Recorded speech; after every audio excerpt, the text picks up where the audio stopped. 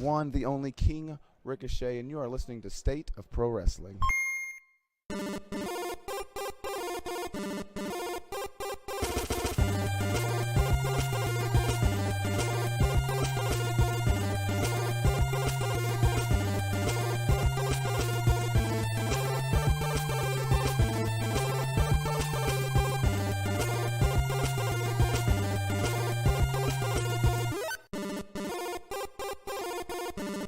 Jackson, you're tuned in to State of Pro Wrestling. Follow me on social media at the Young Gun RJ.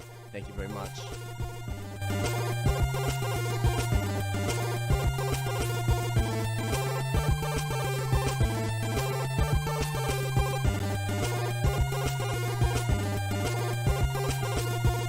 You know, my man is the greatest. My man, he does.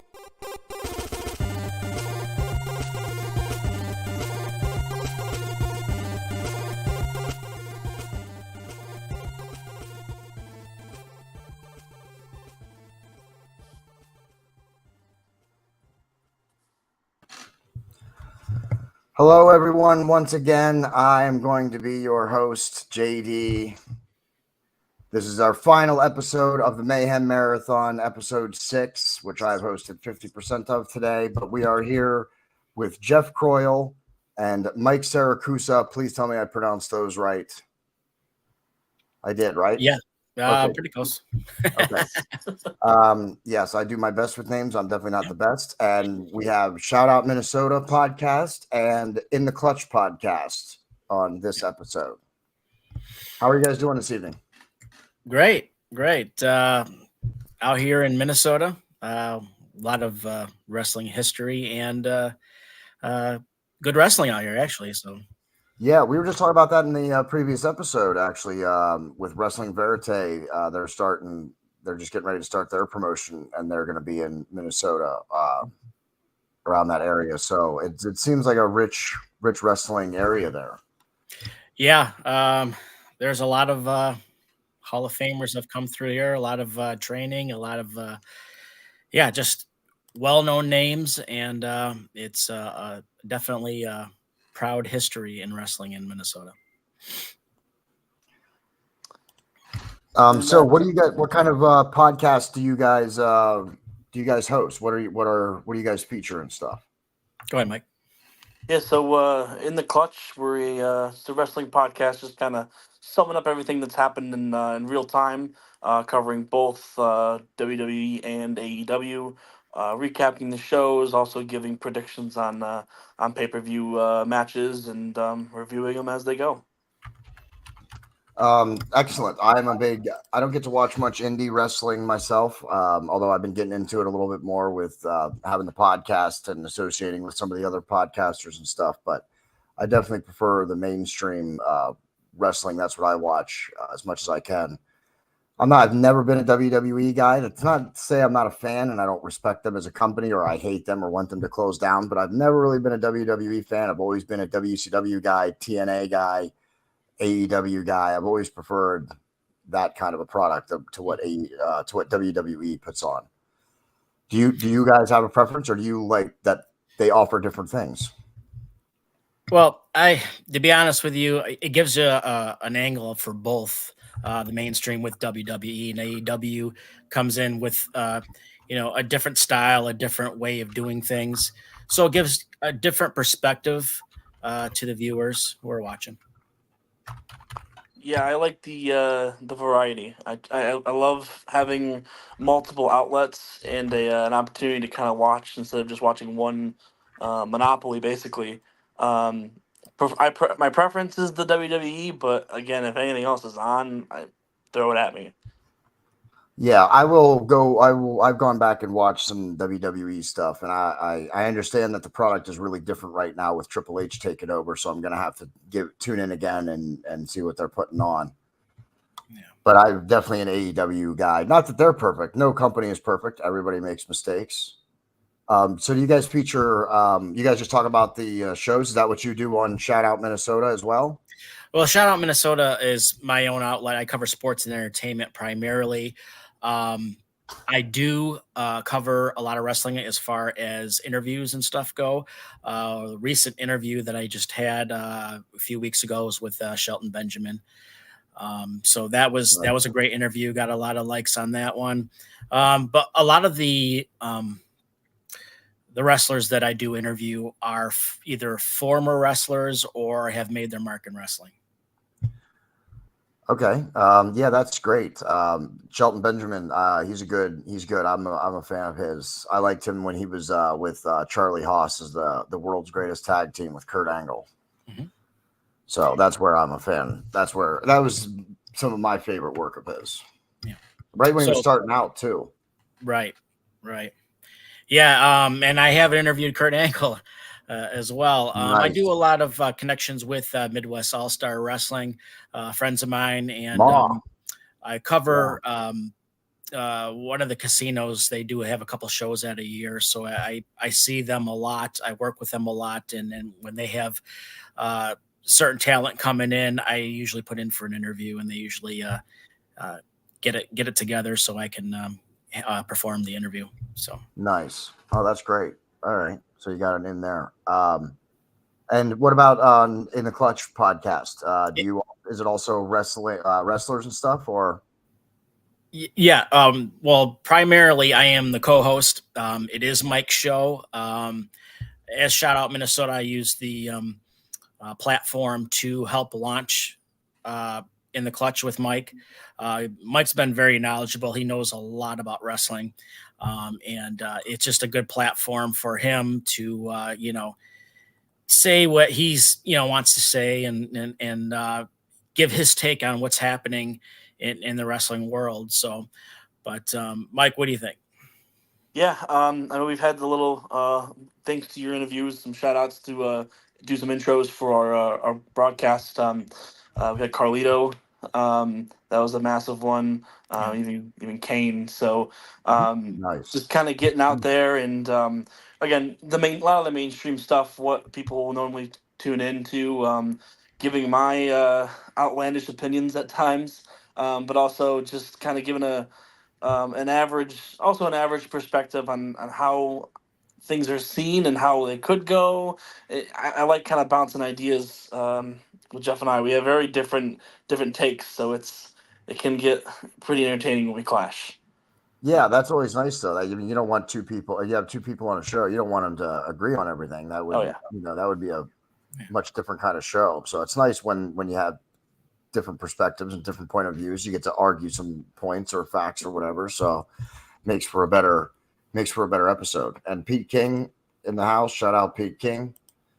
Thank you for tuning in. So how big is your, maybe you guys don't have to answer any of these questions. I'm just, like I said, I was not supposed to be the host. I'm doing things on the fly here. So, but like how have you found growing your shows? Has it been challenging for you? Because that's one of I have my own show, Mayhem Media. Check us out. We're on Facebook, YouTube, and Rumble. Just search Mayhem Media or Mayhem Media Inc. and you can find my own show. And of course, State of Pro Wrestling, Facebook, YouTube, and Twitter or X. And make sure you like and share this episode out right now if you're watching. But how have you guys found the growing side of aspect, trying to create a brand or whatever? Yeah, social. Oh, go ahead, Mike. Go ahead. I mean, it started. So our page is the CUSA column and podcast. What started this was I wrote a column, so and used that page just to kind of review again, basically everything we talk about on the show, but in a writing format. So kind of giving brief recaps of what happened with a little sprinkle of opinion now and then. But we would use that as a platform to share on other wrestling forums and pages. I believe what kind of blew us up a little bit was we had a prediction for Survivor Series of 2022, I believe, that really took us off. I think we had 500,000 reads on it. So Nice. Just a recap, honestly, with a little bit of opinion. And then it became a weekly just recap of the shows. So we went, hey, let's turn this into a podcast and kind of get some actual personality to it instead of just reading it. So that also helps. So the following kind of started with there, and it's kind of it's been growing ever since. Yeah, that's great. So just basically what he said. I mean, it started off as a writing format, but sharing it through social media, that's been a big help, big platform for us to expand and take notice for the In the Clutch podcast. And it's really a funny situation because Mike and I were going back and forth on what we were going to call our podcast, because there's just so many podcasts out there, and we want to have something that would be more of a wrestling term, but yet states on what it is, and it kind of In a Clutch kind of It seems speaks pretty for unique itself. too. Yeah, it seems pretty unique too, and that's something you need. And you're right. Everybody and their brother has a podcast now, because you can, everybody. If you got a cell phone, you can do it.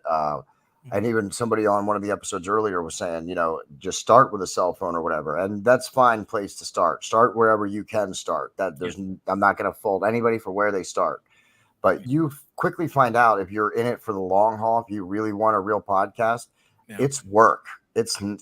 You're not just going to film yourself for 15 minutes and then you're a star. That's not how it's going to work, because everybody is doing that. So you're going to need to grind it out and grind through all the people who are out there for only their 15 minutes of fame. Have you found that out? I mean, with starting the podcast, that it turned out to be maybe more work than you anticipated. Certainly that's how I felt. Yeah. I think the biggest part, at least on my perspective, it's a little bit different for Mike maybe, but it's basically catching up in all the episodes, because literally, if you're just with AEW and WWE, there's like 5 or 6 different episodes a week. Yeah, you're talking. I think you're talking. I think you're talking a total of like 12 hours of total content a week that you would need to watch. That's crazy. Yeah. And to be able to recap that and everything and watch it. And it's tough. It's tough, especially when you get older, if you have families and all sorts of things, and you got other stuff going on. It's tough, but it is. But anything, you want the reward for, you have to put in the work, and there's sacrifice, and it's one way or another, you're gonna have to sacrifice something that you like usually. So it's not an easy gig. But right now, currently, we have taken a short break. Those are because we needed to. We needed to. I take August off every year. The entire month of August I'll be on someone else's show or something, but I'm not producing nothing under my banner. Nothing's getting done because I'm taking off. I'm done. Yeah. And of course, too, and Mike will probably validate this, is the time zones. I mean, he's in Arizona, I'm in Minnesota, so we're on a 2-hour different time zone. So that makes things a little bit difficult too, to do it. To put together the podcast is not that bad. It's just the knowledge of watching all the shows enough to be able to formulate an opinion. But like I said, when we put stuff together, we can put it out fairly quick, and we try to share it as much as possible. And sometimes it's successful, sometimes it's not, but all in all, we keep pushing on. So, yeah. And that's the way you got to do it. So I think what we're going to do right now, we got a couple of viewers at the moment. So let's get a little controversial here. I'm going to ask you guys how you feel about certain wrestlers, and if you feel like giving your opinion on them. Feel free to pass on anybody. I'm going to have to start off with, of course, and a lot of viewers who are going to watch this already know my opinion on it. CM Punk. Go ahead, Mike. You start off with this one. Yeah, so I feel as if I'm in the majority, at least of wrestling Twitter. I think I like him. I have no issues with him. I think again, I don't want to go on a tangent. Go ahead on a tangent, man. Go on a tangent. That's why I brought him up first. I figured he would be the one that invoked the most. So I even went on an emergency live on the page the other night just to kind of discuss this. I've never had a problem with CM Punk. I've loved him his entire career. I loved him in AEW. I loved him in WWE. I like him. So now, is he perfect? No, of course not. He did do things the wrong way at times in his career, of course. There's no denying that. Um, but the whole scenario right now with what we obviously all know, the elephant in the room, as what happened on Dynamite last Wednesday, could have been handled not on paid television Oh, time. sure. And I think as a wrestling community as a whole, whether you like him or hate him, that's your opinion. But the fact that again, I'm diverting from the actual wrestler, but the fact that the matter that they used paid television time to then talk about next employee of 8 months at this Yeah. point to not benefit any people in that feud right now that it was addressed in, and it only just kind of lowers the morale of everything, speaks volumes, and it's a real disappointment because I love the variety, as I said earlier. Yeah. I'm a big And AEW it's fan. It's in my opinion. I don't mean to cut you off, but I think they waited you're too good. long. I think if they'd have Oh released the yeah, footage much sooner, like maybe right after they released them, I think that yep, would have been better. But at this point now, it seems like it's an attention grab, and it is. you're just keeping CM Punk center stage. And it's unfortunate because that TV time can be used for the massive roster that they have I that know it's huge. haven't been on television in months. Yeah, It's really unfortunate. It's unfortunate that it's gotten an interview that was a public interview, um, and I guess the guy giving his thoughts at that point, his opinion, that a guy like Tony Khan took personally and used his television time for. Mind you, they're on the heels of trying to get a rights renewal with Warner Brothers, so that doesn't help their case. And again, you would hope to God that it boosts viewers, but it didn't. It really no. it gave them what, maybe 50 or 60,000 more views, which is nothing. Sorry about that. That's tonight's watch horn that just went off. That's my phone notification. But yeah, I think they waited too long now, and putting center stage a guy who's no longer with your company, I think, is a big mistake, honestly. And you know what? Look at Tony Schiavone's reaction. Yeah, That says it all at the table. I circa mean, WCW, that yeah, was yeah, the yeah. It exact was, same reaction. yeah. It's bad, and like I said, AEW. I'm a real big fan of AEW, but they're not a perfect company. They got to get some stuff straight. They're certainly not through some of their tumultuous periods that they're going to face yet. They got some tough times ahead. So I think yeah, and that whole CM Punk thing. I will disagree with everything you said about CM Punk. I don't get it. I don't get it. I don't get the appeal. I don't get the whole shtick of CM Punk. I'm going to go on a rant now. I don't get. I don't get it. His character is so anti-establishment, and then backstage he is so pro-establishment. Yeah. Tony Khan had to create a show and separate the roster because he didn't want to work with the other half of the roster. Listen, Hulkamania is dead. Okay, that day, the day of where you're not going to put this person over or that person over, or you don't want to work with this person or that person, that's all done. It's over. So, and for people that still act like that, you've lost my respect. You've lost my respect. As soon as I found out Tony Khan had to separate the brands because he didn't want to work with certain people, I was like, you made a mistake, huge mistake. I feel like, sorry to cut you off, but I feel like those certain people are the ones we knew all along. I mean, it was the EVPs, the Bucks, Hangman and Page, which he did work with, and it turned sour. And I don't think it's the entire roster. I mean, they have a massive roster. I think it was the important figureheads in that company, and the fact that he had to create a separate roster or a separate show just is a mind-boggling decision, anyways. So. Yeah. That's right. Yeah, huge mistake by Tony Khan. Huge mistake by Tony Khan. We're going to give a shout out to Wrestling from the 313, Mike D. Thank you for tuning in, buddy. This is my third live episode today for State of Pro Wrestling, and my sixth episode overall. I'm exhausted, and these guys are getting me ramped up about CM Punk. Again, you can have your opinion on how he is and his character and what is shown backstage, and that's fine and dandy. It's just it is my whole shtick on it now is really unfortunate that a whole other company can't just kind of use that time for other things, and the fact that we're on heels of a week the week prior where Adam Copeland is saying this is the great place to wrestle. This is about drama, yada yada yada, and then that happens. It's a big head scratcher, and it's just it's not good. Yeah, And that was it sucks for the people, the other wrestlers that work there. And now there's less people gonna be watching because of potentially their feelings on that. And yeah. it's Jeff, it's do you want to unfortunate. contribute anything to CM Punk? Yeah, to me, it's more of a control factor. I mean, indirectly, he's controlling both of these companies. I mean, I know. what he's what he's doing, How don't they and see it? what he's doing or what he's done along the way in the ring, he's great. He's a great wrestler. He is. But just his actions, just to push buttons, it feels like to me. That's what it feels like. Yep. And Mike D, I hope it's not the finger poke of doom for AEW. I'm hoping that maybe they can recover from it. But it was not good. It was not good. It is very alarming. And I don't know. Like I would like to be an optimist and think that they can move forward from this, but when is it going to happen again? It makes you think, Yeah, we and need AEW. you We need that we balance.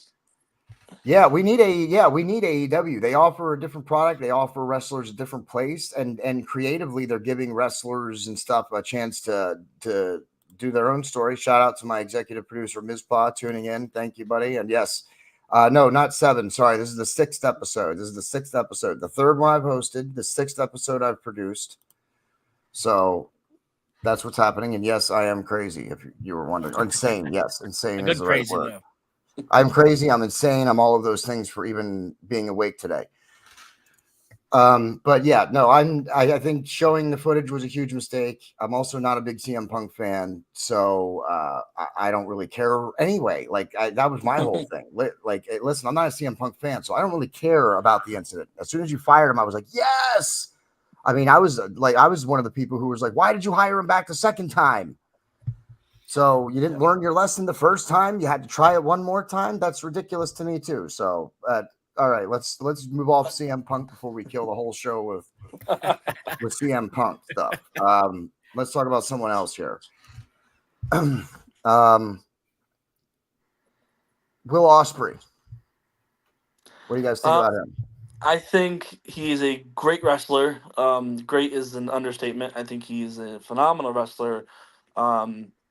But I could be in the minority here, but I don't like his mic skills.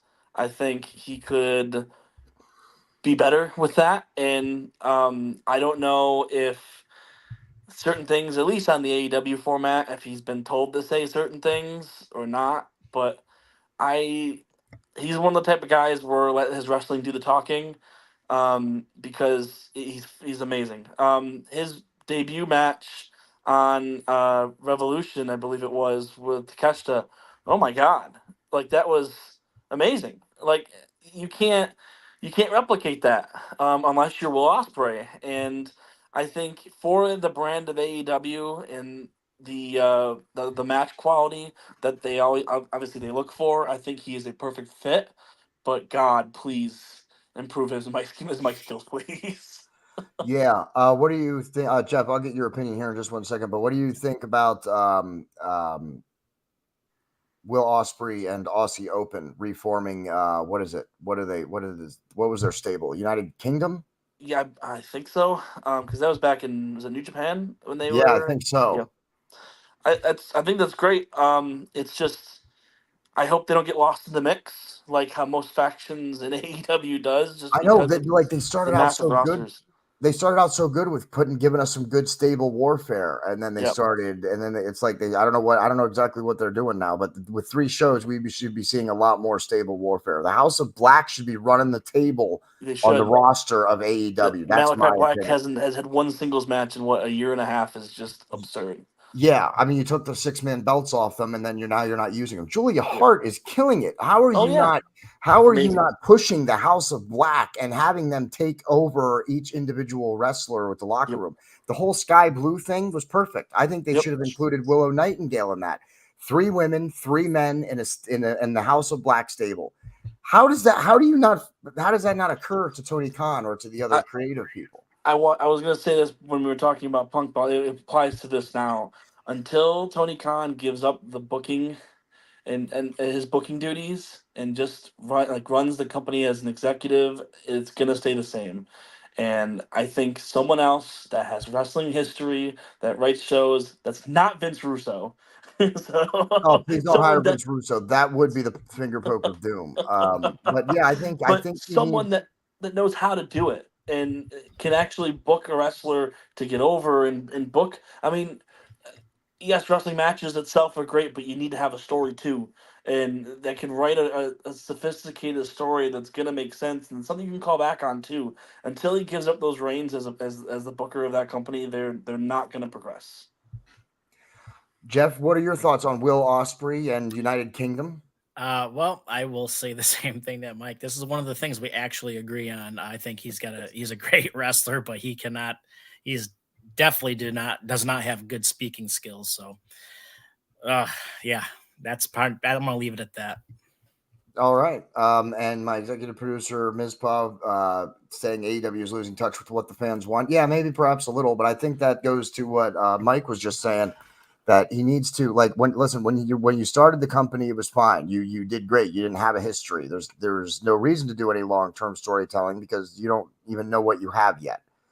We're a couple years in now, and at this point, you've established a history, and you need to start telling long-term stories. I love the matches that are just it's a match. Yeah. I love those. We get to see people who we'd never see wrestle each other. WCW used to do the same thing. You know, how many different people did we get to see Diamond Dallas Page wrestle? Mm-hmm. Even once he became, the world champion and stuff. I mean, we get to see those just random matches sometimes, and there's nothing wrong with those, but we need some long-term storytelling. And you have characters on your roster that are capable of that.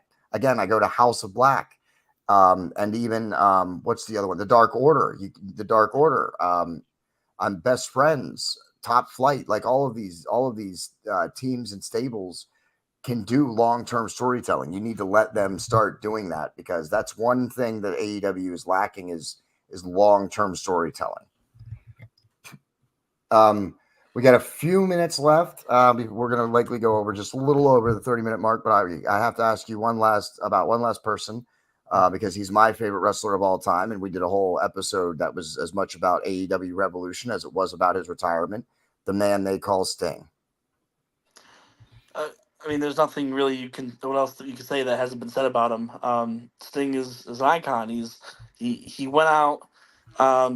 He should have retired. People are saying 10 years ago, but the fact that he was given, it feels like a new life in his career, and AEW gave him that platform to do so, and now it elevates Darby Allin even to a whole other level by just doing that. And I mean, Sting in the WCW days, running the show, and I feel like his TNA run, I circle and underline, because his run on TNA, he was TNA.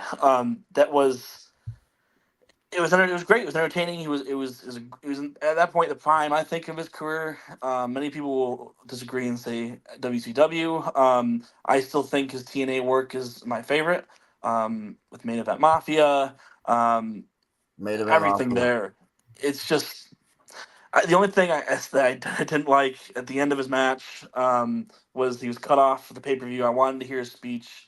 I wanted him to talk more, but It was available online. I even told my executive producer Mizpah watched it with me. I ordered it. It was actually the first AEW event that I ordered. I had to order it, right? yeah, But I haven't even been able to watch AEW in a while, because the only places that are available, all their services are like outrageously expensive. They need to get on HBO Max like right now. yeah.